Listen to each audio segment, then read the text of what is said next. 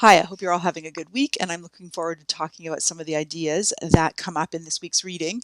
Specifically, this week we'll be talking about intersectionality and disability.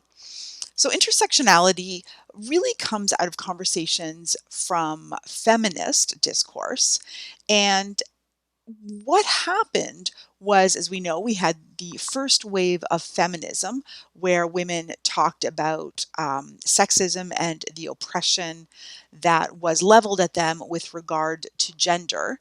However, many people noticed that the experiences they were describing were largely dominated by, or sort of were the experiences of white middle class women, white, affluent, well educated women, and many other groups of women who had different social and political identities highlighted the fact that the experiences described by these women really didn't describe their experiences.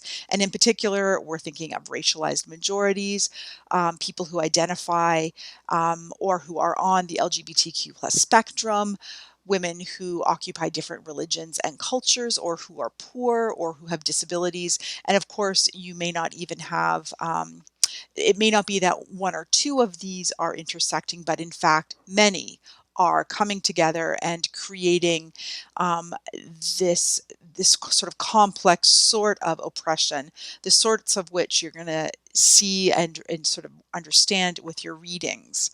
Um, I wanted to take a few minutes and just highlight a few key terms that are coming up in the readings, and simply because I know when I first started doing this sort of reading these sorts of topics, some of these terms were used, but they weren't explained.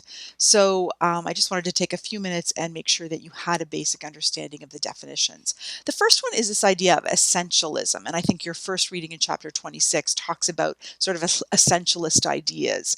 Essentialism means or describes this idea that certain categories of people have these common underlying attributes that are not necessarily visible, but they're assumed to be there. So, this idea that women are passive or nurturing, men are assertive or competitive, or that gay men are effeminate or fabulous.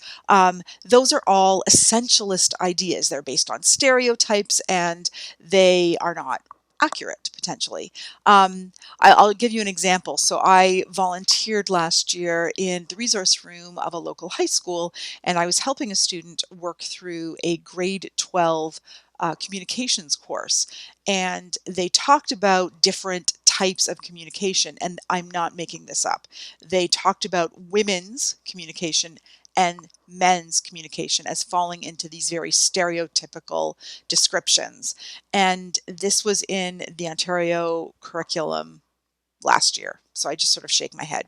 Anyway, hegemony is another definition I want you to understand. And basically, this means dominance of one group over another group. So, the hegemonic structures are dominant, oppressive structures where groups of people oppress and dominate other groups of people.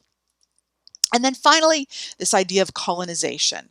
Colonization, it means you have appropriated or taken the place or domain, I apologize for that typo, or in some cases, even the experience of one for the benefit of another. The classic example is usually in the is situations of colonization of land. So European settlers colonized indigenous peoples and lands, but it is also possible to colonize, say, a narrative. And that's the sort of thing I sometimes talk about in some of the writing I do. So I argue in a paper I recently wrote that male, high profile caregivers who were professionals and took care of people with intellectual disabilities put forth a particular narrative of caregiving that was not.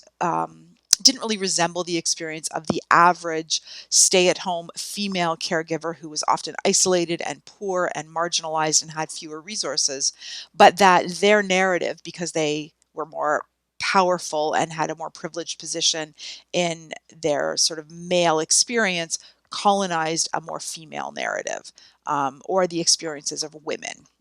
So it is possible to colonize a narrative, is my point. But this idea that you're taking over something for your own good and you're oppressing or sort of eliminating another person's story or experience or land or possessions.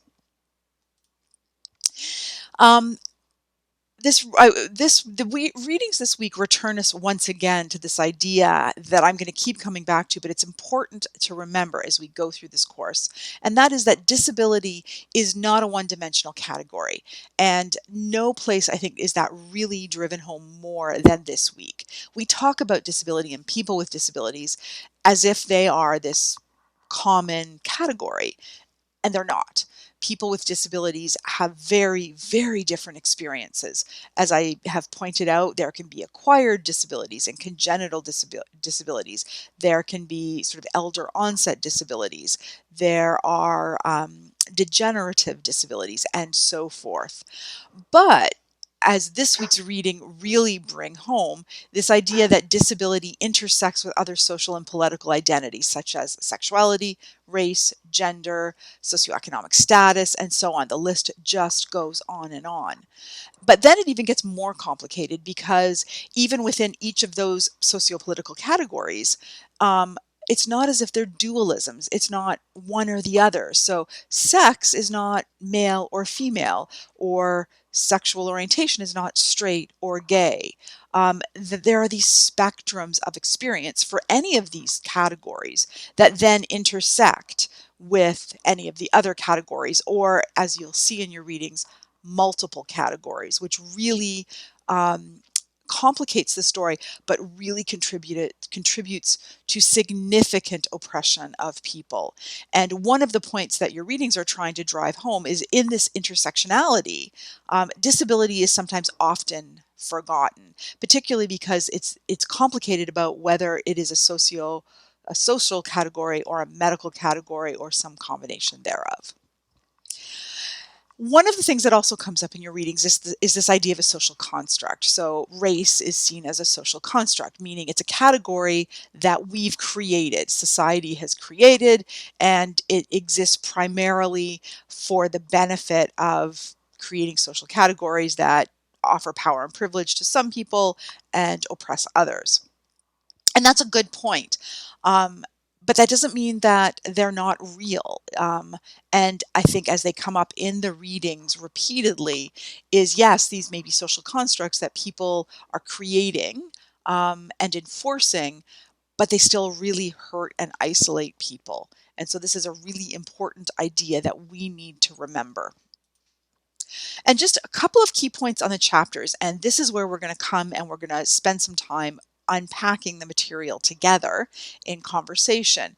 The first chapter, chapter 26, really brings forth this idea of these multiple categories intersecting to really perpetuate both stigmatization and oppression. And this, in particular, the story of Cassie, the Black disabled poor girl, where all of these sort of categories intersect: race, disability, poverty and socioeconomic status, and sexism, all come together to create this very tragic story where Cassie is is really marginalized, and her opportunities are really limited in a really powerful way. But I think one of the things they're really trying to drive home is that even structures and supports that we've created that are meant to assist people on the margins can contribute to the oppression of people with complex intersecting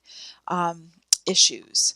And then finally, in chapter 28, Belle is really trying to drive home the fact that disability studies at this point is a lot like feminist studies. And it's in that early stage of, say, like feminist studies where the experience is largely focused on white, affluent, well-educated people with disabilities, and the intersectional experience focuses on often other things, so racism, sexism, and so on, poverty, and disability may or may not enter the conversation in a meaningful way. And she is pointing out that this is very problematic.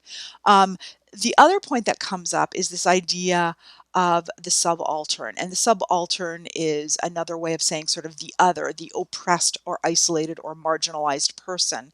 And the concerns about repeatedly, and this comes up a lot in these sorts of conversations, the concerns of putting the person who is the person experiencing oppression in the position that they are responsible for educating others, for providing expertise, for creating change, and therefore relieving the people with greater power and privilege those responsibilities. And so how people who are often at the margins also have to do the work of erasing or moving the margins, and those who occupy positions of power and privilege do not have those same expectations. Okay, so I'm hoping you'll have a chance to quickly listen to this video and look at the two other posted videos. And I'm looking forward to chatting, and you'll also have Zoom buddies this week. So I'll see you on Tuesday.